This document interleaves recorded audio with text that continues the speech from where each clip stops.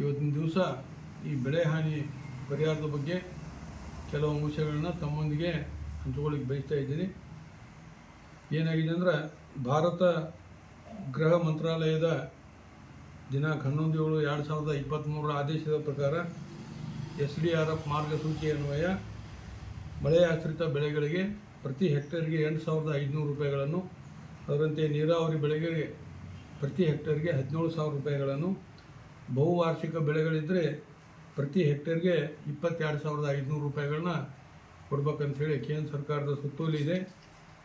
ಇಲ್ಲೇನಾಗ್ತಾ ಇದೆ ಅಂದ್ರೆ, ಈ ರಾಜಕೀಯ ಒತ್ತಡಕ್ಕೆ ಸಿಲುಕಿದಂಥ ಕಂದಾಯ ಮತ್ತು ಕೃಷಿ ಇಲಾಖೆ ಅಧಿಕಾರಿಗಳು ಸರಿಯಾಗಿ ಸ್ಥಳಕ್ಕೆ ಹೋಗಿ ಬೆಳೆ ಹಾನಿಯ ಬಗ್ಗೆ ಪರಿಶೀಲನೆ ಮಾಡದೆ ಒಂದೇ ಸ್ಥಳದಲ್ಲಿ ನಿಂತುಕೊಂಡು ಅವರು ಫಲಾನುಭವಿಗಳ ಪಟ್ಟಿಯನ್ನು ಸಿದ್ಧಪಡಿಸ್ತಾ ಇದ್ದಾರೆ.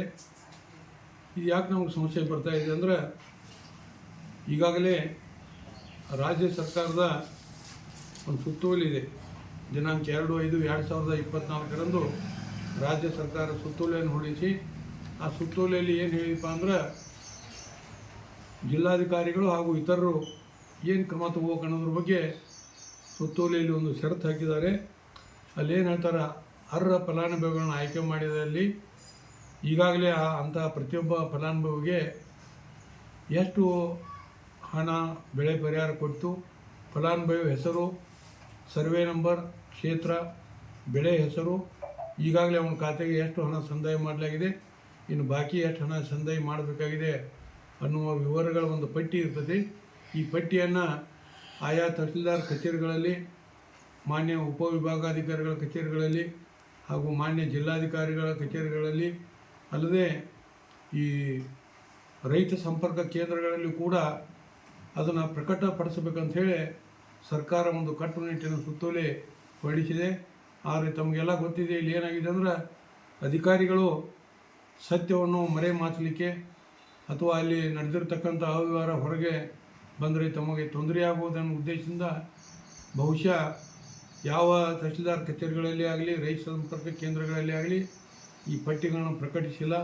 ಇದ್ರ ಸಲುವಾಗಿ ದಿನಾಲೂ ಸಾಕಷ್ಟು ರೈತರು ತಮ್ಮ ತಮ್ಮ ತಾಲೂಕಿನ ತಹಸೀಲ್ದಾರ್ಗಳ ಕಚೇರಿ ಮುಂದೆ ಧರಣಿ ಕೂಡ ಮಾಡುವುದನ್ನು ಎಲ್ಲ ಗಮನಿಸಬಹುದು.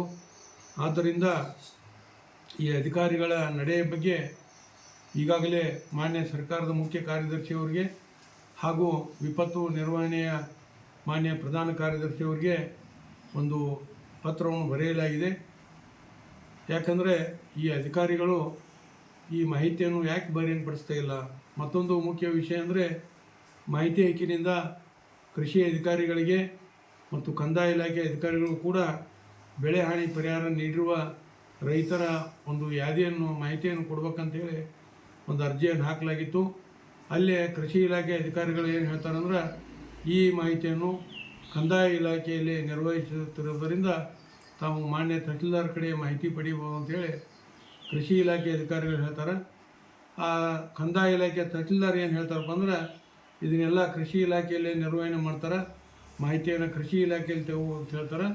ಆದ್ದರಿಂದ ಅಧಿಕಾರಿಗಳ ಈ ಕಾರ್ಯವೈಖರಿ ಬಗ್ಗೆ ಕೂಡ ಆ ದೂರಿನಲ್ಲಿ ಉಲ್ಲೇಖ ಮಾಡಲಾಗಿದೆ. ಸರ್ಕಾರಕ್ಕೆ ಗಡುವು ಕೊಟ್ಟಿದೆ, ಆದಷ್ಟು ಬೇಗನೆ ಬೆಳೆ ಹಾನಿ ಪರಿಹಾರದ ಪಟ್ಟಿಯನ್ನು ಎಲ್ಲ ತಾಲೂಕಾ ಕೇಂದ್ರಗಳಲ್ಲಿ, ರೈತ ಸಂಪರ್ಕ ಕೇಂದ್ರಗಳಲ್ಲಿ, ಉಪವಿಭಾಗಾಧಿಕಾರಿಗಳ ಕಾರ್ಯಾಲಯದಲ್ಲಿ ಪ್ರಕಟ ಮಾಡದೇ ಇದ್ದಲ್ಲಿ ಕಾನೂನಾತ್ಮಕ ಹೋರಾಟ ಮಾಡಲಾಗ್ತದೆ. ಅದಲ್ಲದೆ ಈ ಸರ್ಕಾರದ ವಿರುದ್ಧ ಭಾರತ ಸರ್ಕಾರದ ಗೃಹ ಮಂತ್ರಾಲಯಕ್ಕೂ ಕೂಡ ಒಂದು ದೂರನ್ನು ಸಲ್ಲಿಸಬೇಕಾಗ್ತದೆ ಅಂಥೇಳಿ ಇವತ್ತು ನಾವೆಲ್ಲ ಪತ್ರದಲ್ಲಿ ತಿಳಿಸಿದ್ದೀವಿ.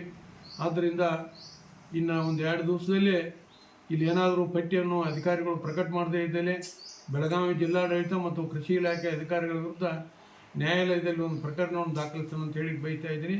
ಆದ್ದರಿಂದ ರೈತರಲ್ಲಿಪ್ಪ ಏನು ವಿನಂತಿ ಅಂದ್ರೆ, ತಾವು ಈ ಪರಿಹಾರದ ಪಟ್ಟಿಯನ್ನು ತಹಸೀಲ್ದಾರ್ ಕಚೇರಿಗಳಲ್ಲಿ ಹಚ್ಚಿದಾಗ ಅದನ್ನು ತಾವು ಗಮನಿಸಿ ಅದರಲ್ಲಿ ಏನಾದರೂ ಜಮೀನು ಇಲ್ಲದವ್ರಿಗೆ ಅದು ಪರಿಹಾರ ಕೊಟ್ಟಿದ್ದಾರೆ, ತಾವು ಅದಕ್ಕೆ ಮುಂದೆ ಹೋರಾಟಕ್ಕೆ ಅಣಿಯಾದರೆ ಮಾತ್ರ ಈ ನಿಜವಾದ ರೈತರಿಗೆ ಪರಿಹಾರ ಸಿಗ್ತದೆ ಅಂತ ಹೇಳಿ ಬಯಸ್ತಾ ಇದ್ದೀನಿ. ತಮ್ಮ ಸೇವಕ ಭೀಮಪ್ಪ ಗಡ ಮೂಡಲಿ.